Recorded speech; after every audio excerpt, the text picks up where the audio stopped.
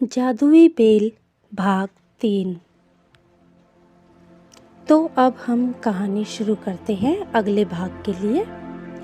वह कमरा बिल्कुल अलग अलग सा था। सुबह जब मैं बैग पैक कर रही थी तो मुझे नल के टपकने की आवाज़ आ रही थी, जिसकी वजह से मेरे सर में बहुत दर्द हो रहा था। फिर मैंने थोड़ी देर बाद कमरा समेटने लगी और कमरे को ठीक करने लगी। इतने में मुझे नल के टपकने की आवाज़ सुनाई देना बंद हो गई। नल की आवाज़ जब टप टप करके नहीं आ रही थी, तब मुझे किसी के बोलने की आवाज़ आई, जैसे कोई मुझे बुला रहा था। और फिर मैं उस आवाज़ का पीछा करते हुए एक अलग कमरे में चली गई। वह खुफिया दरवाज़ा मुझे वहीं दिखा। फिर वह प्रवीण को खुफिया दरवाज़ा दिखाती है और कहती है, देखो कहीं से नहीं लगता यह दरवाज़ा है, पर यह है दरवाज़ा। और वह फिर दरवाज़ा खोल देती है और फिर उस कमरे के अंदर गई और प्रवीण को भी ले जाती है और बताती है कि जैसे ही मैं इस कमरे के अंदर गई तो देखो, मुझे ऐसा लगा जैसे यहाँ कोई साइंटिस्ट रहता था, कोई वैज्ञानिक। देखो, यह कोई लैबोरेटरी जैसी लग रही है। मुझे भी लैबोरेटरी जैसी लग रही है, प्रवीण ने कहा। लगता है बहुत साल पहले यहाँ कोई रहता था। कोई मतलब कोई साइंटिस्ट? हाँ, देखकर तो यही लग रहा है। कौन रहता होगा यहाँ? कोई भी रहता होगा। तुम्हें क्या करना? तुमने बस अपना काम कर लिया। जल्दी से सारा कमरा समेटो और चलो। अरे कैसे चले? तुम कैसे बोल रहे हो? प्रवीण, मुझे यह देखो, क्या खुफिया कमरा मिला है। यह किसी साइंटिस्ट का कमरा था। तुम्हें नहीं लगता यहाँ एक्सपेरिमेंट भी हुए होंगे? किस चीज़ पर? प्रवीण, हाँ, पर किस चीज़ पर हुआ होगा अब हमें क्या पता। काजल, तो हमें पता करना चाहिए ना, किस चीज़ पर एक्सपेरिमेंट होता होगा।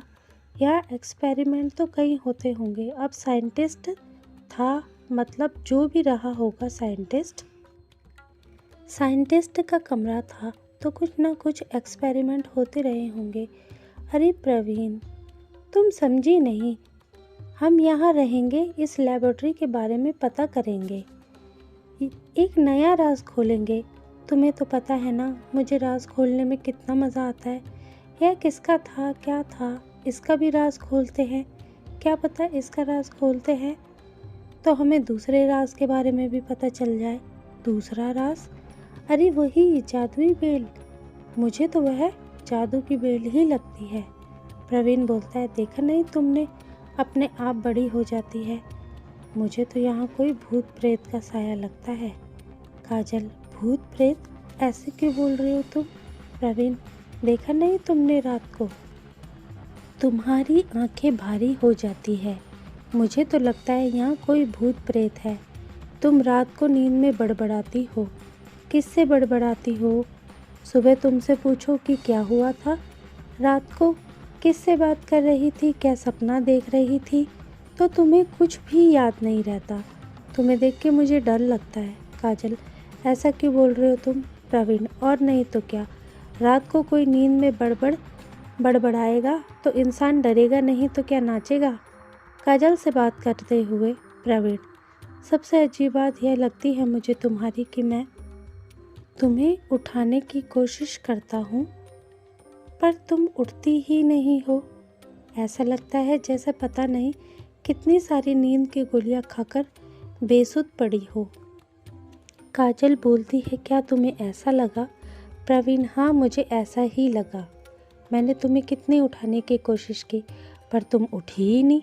काजल, हाँ, मुझे भी ऐसा लगता है। जब मैं उठना चाहती हूँ तो मेरी नींद बहुत भारी हो जाती है, मेरी आंखें बहुत भारी हो जाती है। मैं आंखें खोलना चाहती हूँ पर मैं खोल नहीं पाती।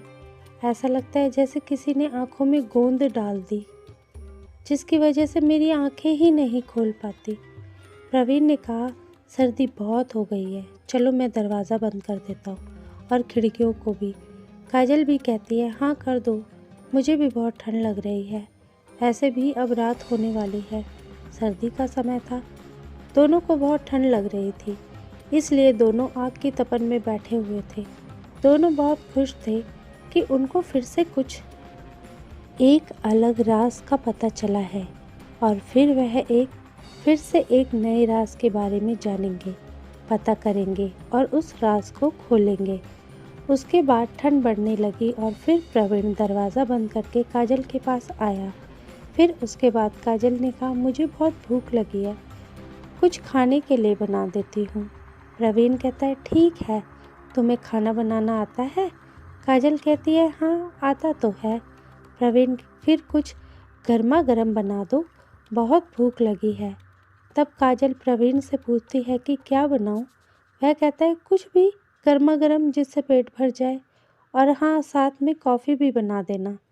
काजल हामी भरते हुए किचन में चली जाती है और फिर वह खाना बनाने लगती है। थोड़ी देर में वह पुलाव बनाकर तैयार कर देती है और उसके साथ ही 2 कप कॉफ़ी भी बना देती है। उसके बाद वह जैसे ही खाने के लिए टेबल पर बैठती है, अचानक से दरवाजे की ज़ोर-ज़ोर से खटखटाने की आवाज़ आती है। कोई बाहर लड़की चिल्ला रही होती है, बचाओ मुझे, कोई है, बचाओ मुझे। इस तरह से प्रवीण अचानक चौंक जाता है और दरवाजे की तरफ बढ़ता है। जैसे ही वह दरवाज़ा खोलने लगता है, पीछे से काजल प्रवीण को आवाज़ लगाते हुए कहती है, रुको, एकदम मत खोलो, पहले जाके देख लो कौन है, फिर उसके बाद दरवाज़ा खोलना। तब प्रवीण कहता है, तुम सही कह रही हो, उस दरवाजे पर चेन लगी हुई थी, इसलिए वह चेन को बांधे रखता है और फिर पूछते हैं बाहर से ही कि कौन है। इसमें एक लड़की डरी हुई सी कहती है, प्लीज़ मुझे अंदर आने दीजिए, मेरे पीछे एक गुंडा पड़ा हुआ है। जब प्रवीण थोड़ा सा दरवाज़ा खोलकर बाहर देखता है तो एक लड़की ठंड से कांपती हुई, जिसके कपड़े ठीक नहीं थे, फटे पुराने थे और उसके माथे पर चोट लगी हुई थी और उसका खून बह रहा था। वह डर जाता है और उसके बाद काजल भी आ जाती है और देखती है कि बाहर एक लड़की खड़ी हो रखी है, जिसके माथे पर चोट लगी है, खून बह रहा है। फिर काजल कहती है कि ऐसे कैसे, हम तुम्हें जानते भी नहीं हैं, मैं ऐसे तुम्हें अंदर नहीं आने दे सकती। इस पर वह लड़की कहती है, कृपा करके प्लीज़ दरवाज़ा खोल दो, हमें अंदर आने दो।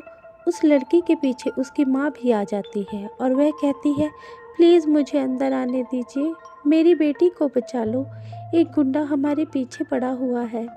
फिर वह इस तरह से प्रवीण दरवाज़ा खोल देता है और देखता है कि बाहर कौन है, तो सच में कोई आदमी बाहर से हाथ में चाकू पकड़े हुए उनकी तरफ बढ़ रहा था।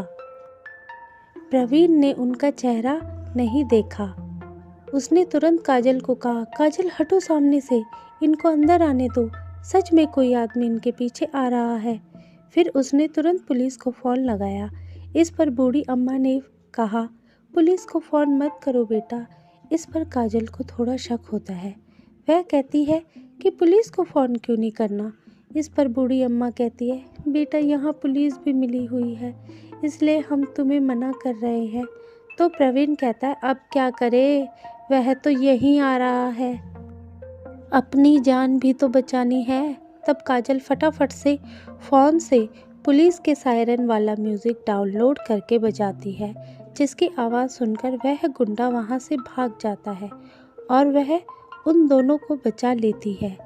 फिर वह लड़की घबराई हुई से कहती है, आपने बचा लिया मैडम, नहीं तो यह आदमी आज मुझे और मेरी माँ को मार ही देता। इस पर काजल कहती है, ऐसी कोई बात नहीं है, मैं एक रिपोर्टर हूँ, इसलिए अपना सारा इंतज़ाम करके रखती हूँ। हम पर कभी भी हमला हो सकता है, हम हमेशा खतरों से घिरे रहते हैं। तब वह लड़की कहती है, हम मतलब? वह कहती है, मैं काजल और मेरा दोस्त प्रवीण, हम दोनों ही प्रेस में काम करते हैं और हम दोनों रिपोर्टर हैं और सच्चाई जानने के लिए इधर उधर जाते रहते हैं। काजल बोलती है, अच्छा ठीक है। फिर वह अपने कमरे में चली जाती है और अलमारी से कुछ कपड़े निकाल लेती है और फिर उस लड़की को देते हुए बोलती है कि यह कपड़े पहन लो।